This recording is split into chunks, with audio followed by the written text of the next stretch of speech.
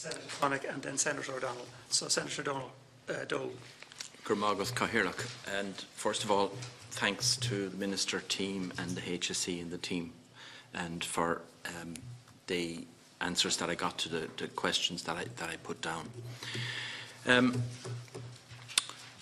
had 4 questions. The first thing I want to say is to commend the Department of Health. I think, sadly, you're the only department that I have seen so far that has mentioned the public sector duty in relation to in your statement of strategy, and I think that's quite critical.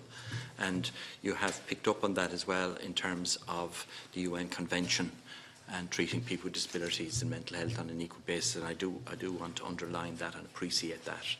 And they're leads that could be well followed by other departments. And I'm sure Minister McGrath might be in a position to make that point to others as he's going along. So look, my first question was to do with was in the context of a statement of strategy that where it said that it would develop policies and proposals to promote community-based supports, including innovative enhanced housing options, and it asked what kind of policies were in place in that, and there's a pretty decent answer in relation to that. Where it leaves me, though, is lots of detail about processes and structures. But there's still almost 4,000 people with disabilities on the social housing waiting list for the last 4 years. And okay, people said, what's that got to do with health? The connection between people with disabilities, that side of it they're stuck in health. They're stuck in congregated settings, or there's 40-year-old or 35-year-old men and women living at home with their parents.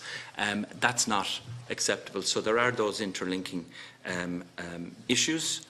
The congregated settings, and I note the comments that Minister McGrath has already made, there is still, if you get to 200 plus out this year, you're still talking, the answer I got in relation to that talked about a third out by the end of the numbers that are in now, which is about 2,700, I think, off the top of my head, that a third of those will be moved by 2020. So there's another 2/3, nearly 900 still. That doesn't seem to me like a priority being pushed on. It's something that keeps being in process. And there are over 1,000 people, as far as I understand, young people with disabilities under 65 in residential and nursing homes. And I relate that very strongly with the lack of supports for people in the community, the shaving away year after year after supports of supports in the community. So they're my comments in relation to that. I think there's a lot of ground, a huge amount of ground to be made up in actually getting beyond having processes and strategies and making things happen for people. I'll come back to the personal assistance in a moment because it's related to another question, and the Minister McGrath made some comments on it. My second question related to fetal anticonvulsant syndrome, the facts forum, and the particular drug. I'm going to mispronounce it now. Valparate, isn't that it? Yes. And can the Minister and HSE outline what has been done to enhance diagnostic process, standard operating procedures with the HSE, and please outline what's been done to improve patient safety warnings and adequate implementation of the European Medical Agency's ruling of 2014. Look, I want to be quite sensitive in talking about this because, and measured. Parents invest all of their emotion and all of their love in their children. There's no big deal about that. That is a fact. And they probably don't realise how much emotion and love they have until they have to deal with difficult issues. And this is one of these. We've mentioned already some other issues this afternoon. Yes, you have given a helpful response here, but for me, it is still short on things like good governance and good practice, or I'm not convinced that we have got to that point. I think it would be very useful at this stage, Minister, if you were able to have a short meeting with the Facts Forum to actually get the ball rolling and to energise the people both in the Department of Health and the HSE to work with them. I see what your intent is here, but I'm not convinced, and I think as a public representative it's about being assured that there are good systems in place. And just making a reference, one of the results, one of the conditions that can be caused as a result of the prescribing of this for women who have epilepsy is actually neural tube defects, quite a number of other things, but it's just a coincidence it's already been mentioned. The response is it acknowledges very strongly in that first paragraph what's required. That goes on and states that the HSE is aware of the issues. But I think then when we get on into the bullet points, and particularly come on towards that final piece in terms of monitoring the effectiveness of the communications and follow-up, I feel the language there is so much could be urged, could be repeated, consideration of an opportunity to conduct such collaboration could. I'm not getting a sense of urgency. Maybe it's the way it's written, but I'm not getting a sense of urgency. And I want to say this. A child born today, and it's thanks to our health services, has 60, 70, 80, 90 and maybe 100 years of life ahead of them. For these children and others, that could be 100 years or 80 years of disability life years. It's 60 for their parents, give or take. So there's a lot. It's not like those codgers here who may have 3, 4 or 5 years on average at the end of our lifespan.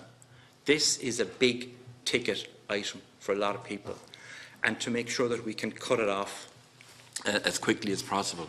The European, the Facts Forum would estimate that there could be, over a 30-year period, 270 to 360 children with developmental problems called by Valparate. 100 children with malformations at birth, such as neural tube defects, cleft palate, etc., etc.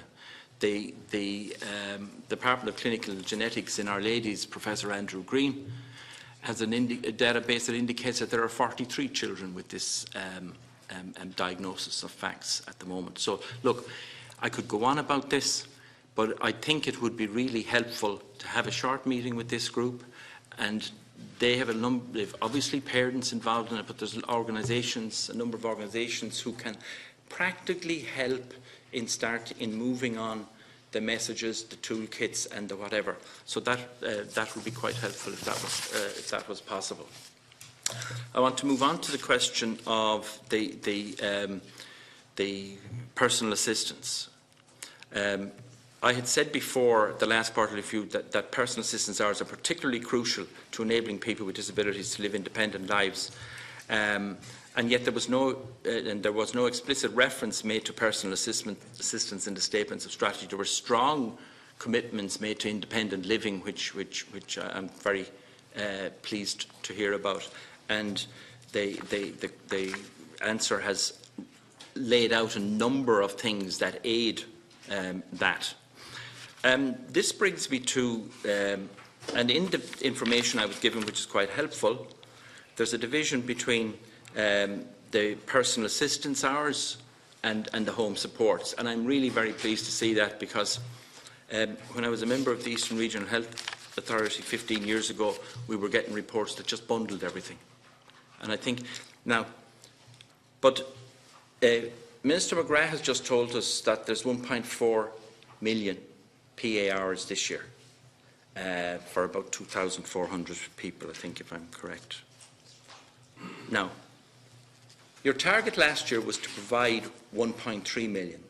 Your activity was 200,000 more than that. So let's be very clear. There's, forgive my percentages here, but there's probably a 6 or a 7% less provision of PA hours this year than was the outcome last year. on the basis that the target was 1.3 last year and the activity level was 1.5 million. Okay? That's in the question I have. And you find the same, different numbers, but basically the same outcome when you look at the home support hours. So that's saying to me that there's actually going to be less personal assistance hours provided this year than were provided last year. And someone please tell me what has changed to dampen the need for that service. What that works out at, 2,400 people, is less than 600 hours per person per week, which gives you 2 hours a day. I'm saying that we're in a situation where there's very, very strong rationing of that service, extremely strong rationing of that service. And I know, and you know also, that there's significant unmet need.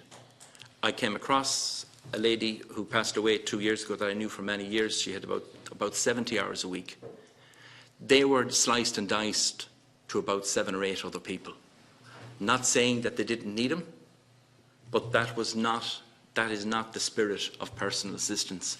And until we get moving on that, I think we're going to have problems. Finally, the vision for change, the mental health area, I had a very straightforward question there about funding. It's come to the end of its 10 years. It's been a difficult period. And again, there's probably more pressure around mental health, and it's also a comorbidity issue for people with other conditions. So they're very serious matters, and I mean, I'm not happy with the response to that in terms of reassurance. The final thing that I might say has been mentioned already, the Disability Miscellaneous Bill. And I know the Minister is very keen to, and events have overtaken us, and it is frustrating in the last number of weeks. But Minister, you said to move it quickly to committee stage, a lot of the process will depend on you. That's the people of the committee here in the Houses. Well, I'm quite concerned that that bill has been published. Number one, it has dropped the word equality from its title, and I won't get too upset about that, other than when you stood up at second stage in the Dáil, you actually said you were going to deal with a number of issues at committee stage. Your Dáil colleague Tommy Brohan said in his 25 years here that he had rarely, if ever, seen a bill introduced by government where they stood up at second stage and said, by the way, we're going to introduce a number of amendments at committee stage. There's a number of serious matters that nobody has had sight of, and that will come in at committee stage. Now, but beyond labouring that too much, I think for people with disabilities it's gone beyond, and I say this with absolute respect, another commitment as to the timeline. Signing the convention was a promise that the state, an international promise that the state would ratify it. Ratifying is your solemn international promise that you'll get on your bike and that you'll get on with the work. I totally accept, and I know this, I was meeting with my European colleagues from all across Europe over the weekend. I know we're well ahead of quite a number of European and other countries. And if there is an honesty to the Irish approach, what should be done now, and this is a matter not just for health but for government, come out and say now that you're going to put a decent cross-department budget package in place for the next budget. There's a lot of issues. There's the employment, there's health, there's social protection, whatever. That would give people confidence that it isn't a stalling tactic, and that there is going. But it would. My point, Minister, is this: it would give confidence that it isn't a stalling tactic. I'm not suggesting it is, but it would give confidence. People don't have that confidence now, and that would put Ireland back on its front foot and start to move things. Thank you very much, Cahill. Thank you, Senator Dolan.